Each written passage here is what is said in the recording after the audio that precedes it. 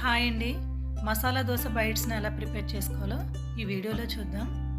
ముందుగా ప్యాన్ పెట్టుకొని table spoon వరకు ఆయిల్ వేసుకొని పోపులు వేగిన తర్వాత ఉల్లిపాయలు, పచ్చిమిర్చి వేసి ఫ్రై చేసుకోవాలి. హాఫ్ టీ స్పూన్ అల్లం వెల్లుల్లి పేస్ట్ వేసుకున్న తర్వాత పచ్చివాసన పోయిన తర్వాత కొద్దిగా పసుపు, 1 టీ స్పూన్ కారం, హాఫ్ టీ స్పూన్ సాల్ట్ వేసుకొని 2 మీడియం సైజు బంగాళదుంపలను ఉడికించి వేసుకోవాలి. ఒకసారి బాగా మ్యాష్ చేసుకున్న తర్వాత చివరిలో కొద్దిగా కొత్తిమీర, కరివేపాకు వేసుకొని కలుపుకోవాలి. చల్లారిన తర్వాత చిన్న చిన్న రౌండ్స్ బాల్ లాగా చుట్టుకొని దోస బ్యాటర్ని కూడా పక్కన పెట్టుకోవాలి. గుంత పొంగనాలు ప్యాన్ పెట్టుకొని ఆయిల్ హీట్ అయిన తర్వాత సగం వరకు మాత్రమే దోస బ్యాటర్ వేసుకొని మనం ముందుగా ప్రిపేర్ చేసుకున్న బాల్స్ని పెట్టుకోవాలి. మిగతా సగం దోస బ్యాటర్తో కవర్ చేసుకోవాలి. మూత పెట్టి మీడియం ఫ్లేమ్లో 5 మినిట్స్ కుక్ చేసుకోవాలి.